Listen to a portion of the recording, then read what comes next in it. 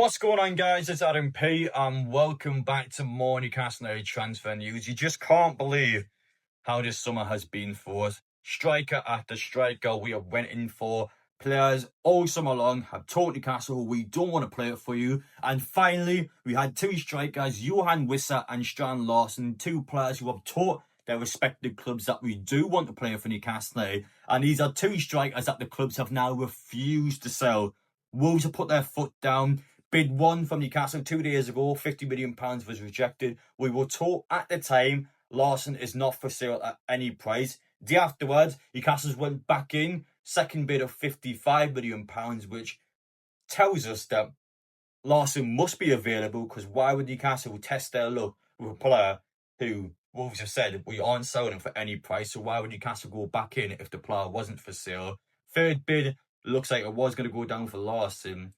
And yet, we've got quite a big contradiction in this Strand Larsen situation, a huge setback for Newcastle. 5 days left to go, and we have wasted 3 precious days trying to bring a player in that Wolves have now stated again is not for sale at any price. So what is going on here? We're here in this video to get through it all. If you guys are new around here, make sure you get down there, hit that subscribe button, join the journey, and join the 44% of you watching this video who are already subscribed so you don't miss out on any breaking transfer news. Of course, briefly, Carabao Cup draw tonight on the channel, 8 PM start time. I'm on nice and early to answer loads of transfer questions, to go through everything and just to explain everything that's going on. And then Champions League draw tomorrow. So we've got a lot of cup draws coming out. Newcastle are going to find out their opponents tonight and tomorrow. So make sure, once again, to check out those videos. And going on the topic of Strand Larsen and the new updates that have came out since my video, Craig Court has came out and said that Wolves have reinstated their stance from 2 days ago, despite a second bid at £55 million for Newcastle being rejected, and you're talking upwards of £60 million plus a potential third bid. No is the answer from Wolves. They will reject any bid over £60 million, and they reinstated that Strand Larsen is not for sale, despite the fact this is a football player who has told Wolves that he would like to join Newcastle. A player who has been fair, unlike Isak and unlike Wissa, a player who's actually said to Wolves, well, I'm not going to kick up a fuss. I would like to go to Newcastle, but I'm also happy to stay at Wolves. And if you guys want to keep me, I'm not going to force a move. And that's been the stance from Strand Larsen. There's a major contradiction with Wolves' claim. I don't understand he's not for sale claim. Why is Newcastle on the table? We were taught after the first bid 2 days ago, £50 million down. No was the answer from Wolves. We aren't selling at any price. So why is Newcastle still in this case? Why is Newcastle put a second bid down yesterday? And why is Newcastle preparing a third bid today? It doesn't make any sense. There's a major contradiction here. Strand Larsen must be available to buy now. We wouldn't be here and we wouldn't be wasting our time on an impossible deal if there's nothing to be won here. Newcastle are wasting, you are talking precious time now. We've got less than a week to sign 2 strikers. We haven't even signed 1 striker, and it's now a real possibility and a legitimate chance when Newcastle actually could finish the summer transfer window without signing the striker, with an unhappy Alexander Isak behind the scenes and a player who was refusing to play and train for Newcastle. We actually could be in a potential situation with Callum Wilson already released at the start of the window, where this football club actually could be in a worse state attacking wise than last season. And that's before you even look into the context of the only remaining top tier striker being someone who wants out. And when you look at the Larsen situation, why is Newcastle here? It doesn't make sense that Newcastle would still be here and still putting bids down now if Wolves have just said he's not for sale, he's not going at any price. Why is the club not walked away, and why is the club not tried for someone else? And I've seen Liverpool fans, a lot of Liverpool fans, comment the situation with quite a big accusation, claiming that Newcastle is purposely failing bids and just failing to get players in just to force Isak to stay at Newcastle. If we had signed 1 striker and it was the case that we needed a second striker to let Isak go, I could understand that claim, and I would even go as far to say that it would potentially be some weight to that claim. But we haven't signed 1 striker yet. It doesn't matter what Isak wants. It doesn't matter what Newcastle wants to do with Isak. We can't sign 0 strikers. That is a huge damage and detriment to Newcastle's season. They're talking Champions League football, playing 3 times a week. Newcastle would never ever sign 0 strikers. We actually had 0 strikers at the end of the window. You can't say Newcastle is bluffing just to keep Isak. Like, that is an incredibly season-damaging move for us to make. So when you look at that potential possibility, if it was one striker in, you're talking a second striker to allow Isak to go, I think the Liverpool fans probably have some truth to it, because I think Newcastle may be just trying to force Isak to stay despite all the noise going on.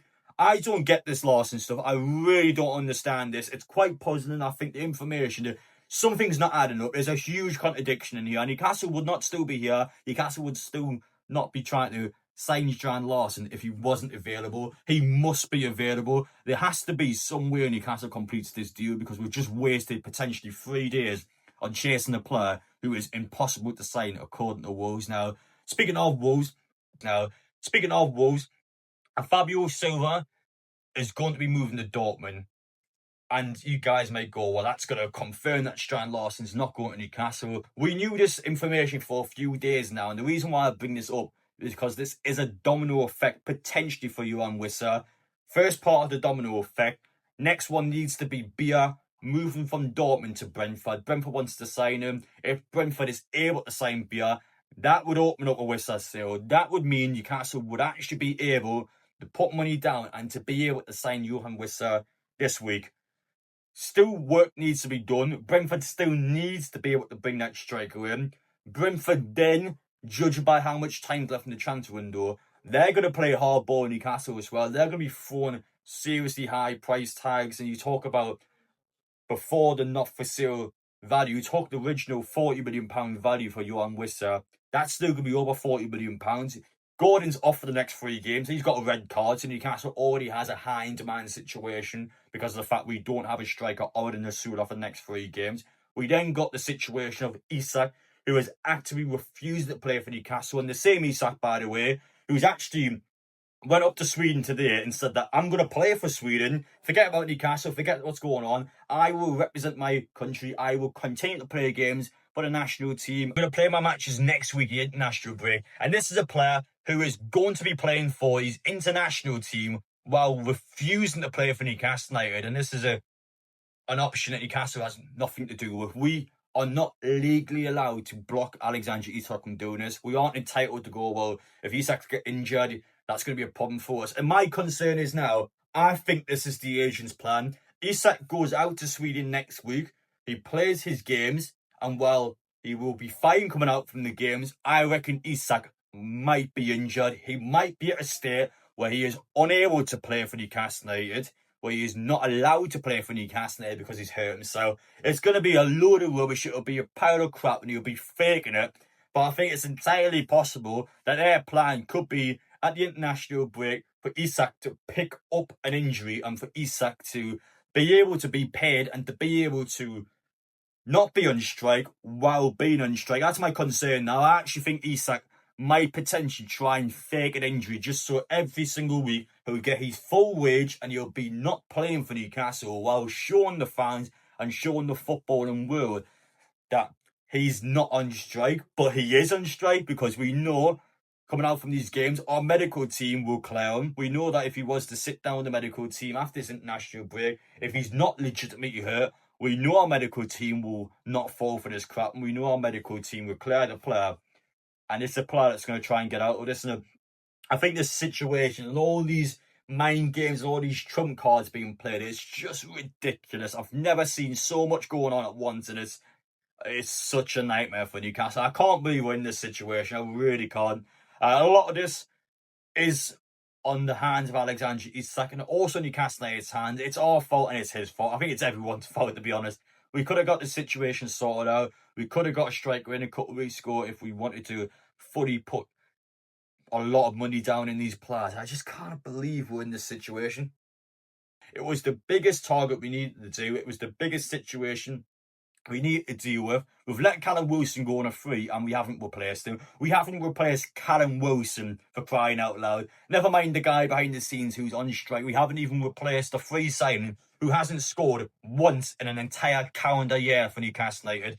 I mean, what is going on here? And what is happening to Bayer Leverkusen, by the way? A couple of days ago, they wanted to sign William Osula, and now they want to sign Sven Botman. On what planet are we giving you Sven Botman? we've just gotten back into the team now. He's someone that's still trying to develop as a player, and someone who's had a bad string of injuries. Someone that hasn't been in like a consistent game time. And for the second time in the space of a couple of days, by Leverkusen are just going for the most obscure signings at Newcastle. William Osula and Sven Botman. I mean, I can't exactly speak about our recruitment team because my word would be a nightmare in the attacking front. What is Bayer Leverkusen trying to pull here? They're trying to unsettle a couple of Newcastle players and try and make this move. I mean, you guys aren't exactly Liverpool for once, so you haven't quite got that pull power currently. But yeah, again, I don't see anything in this at all. But I'm surprised and I'm just puzzled to see what this Bayer Leverkusen's stance is because they wanted Usula and now they want Botman. But walking away from this video, I just can't believe what's going on. My head is properly rattled. And I imagine it's the same for all of you as well.